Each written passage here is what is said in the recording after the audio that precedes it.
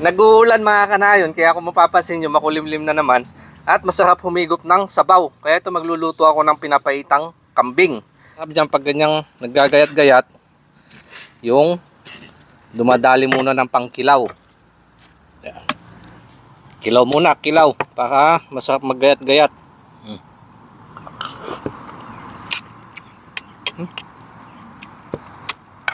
Iba talaga pag yung sa kambing, manamis-namis yung lasa ng karne. Isa din kasi ito sa favorite ng anak ko, kung tawagin niya ay kambing buhok. Matagal na akong nilalambing. Hindi ko siya gagamitan ng puspus kung tawagin sa amin sa Ilocano. Pinakapait niya dahil hindi na purong damo ang pinapakain dito. Hinahaluan na ng pits. Kaya ito na lang yung gagamitin ko. Yung mura, bituka at saka yung kanyang apdo. Ito yung pinagpakuluan ko ng mga laman loob. At lalagyan ko ng asim ng sampalok. Kami mga Ilocano or sa norte, talagang ginagawa yan, hindi namin ginagamitan na suka. Igigisa ko lang muna ito sa bawang, sibuyas, at pag ganyan papaitan, dapat madaming luya. Medyo i-detalye ko ng kaunti yung pagluluto mga kanayon, para kung gusto nyo yung matikman, pwede nyong subukan. At saka ko ito papuputukin sa paminta at saka patis. Shout out ko nga pala sa ating masugid na taga-subaybay sa YouTube, si The Truck. Shout out idol. Pumuputok-putok na siya. Itutuloy ko ang pagpapatuyo ng katas kasama na nitong ginupit kong murang bituka at saka yung apdo. Yan na yan. At patutuyuan ko pa ng kaunti. Shout out Ricky Canha, isang masugid namin taga-subaybay sa aming YouTube. Labas mo ng baso at kay Tiny Bill Cooking, Agyaman Launay, Apo. Medyo natuyuan na siya. Yan. Tutuloy ko lang pagpapakulo kasama na itong pinaglagaan ko.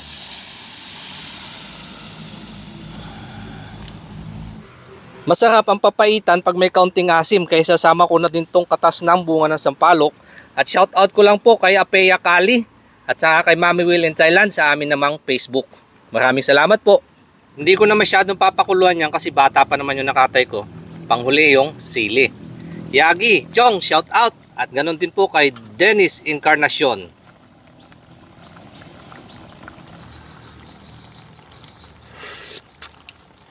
Oho, okay.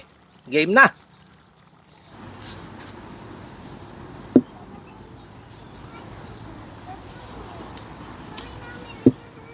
Ito yung aking pinapaitang kambing or kung tawagin niya ay kambing buhok. Favorite niya kasi ito eh. Kaya matagal na ako nililigawan, pinagluto ko na. Nice na yung balik Ama, pasasalamat sa patuloy na biyang pinagkakalob sa amin. Basbasan ito at mabigyan ng lakas sa aming pangatawan. In Jesus' name. Amen. Amen. Ayun, mangantay na po. Sarap dyan pag, ayan, may spring onion. Ito, sa akin lalagyan ko na sili.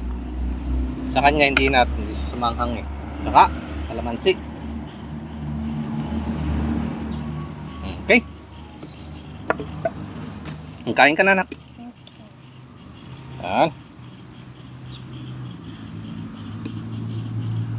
Ito yung parting gusto niya kaya tinawag niyang kambing buhok. Dahil yan yung pinatutunaw niya ng damo. Yan yung gusto niya. Kaya tinawag niyang kambing buhok. Sa akin lahat yan, favorite. Sakto-sakto. Makulimlim ang panahon.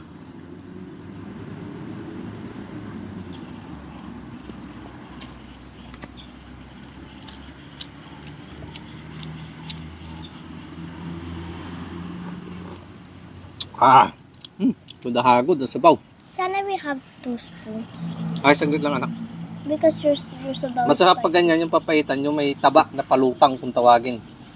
Sa amin sa Ilocano yung palutang-lutang na ganyan. Taba. Ito yung aking mga laman loob. O yan, so yan. I'm so thirsty.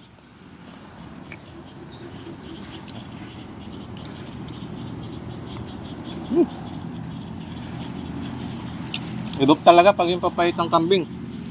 Yung pait niya, may kaunting tamis. Hindi katulad sa baboy na talaga napakapait.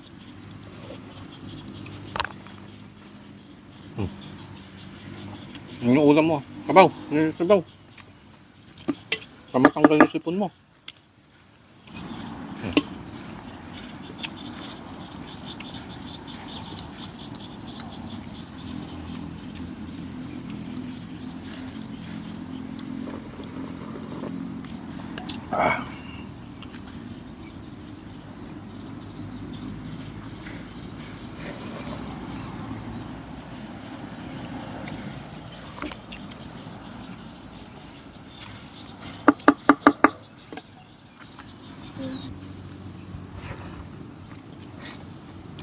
Pag ganito ang ulam, tanggal ang aray-aray sa katawan.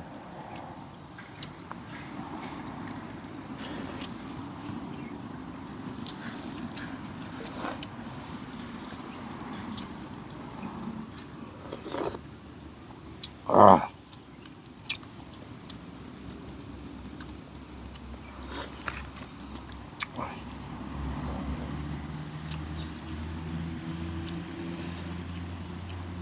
Hindi ko na nga pala masyado sinabawan yan kasi pang personal naman, hindi naman pang negosyo.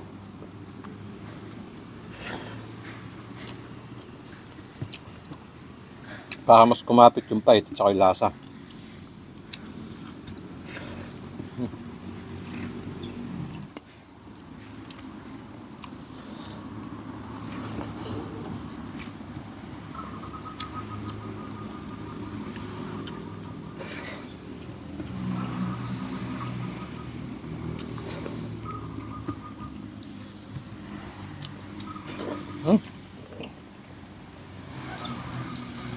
Bitin sa kanin. Magsasayang na lang, tutuloy na lang ulit mamayang hapon ng kain.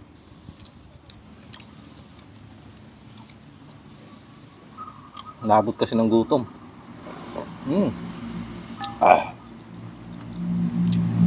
Do you like it? So yummy. Or not?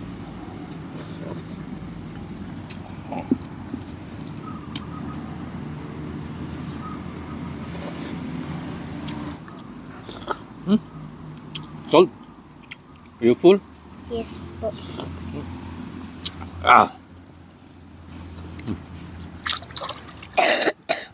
Labas ang ubo. Ayun lang po muna ay babahaging ng araw mga kanayon. Kita-kits po sa mga susunod naming upload. Paalam and God bless. Ayun nga. Pengi. Isa yun na dalawang buko. Oh.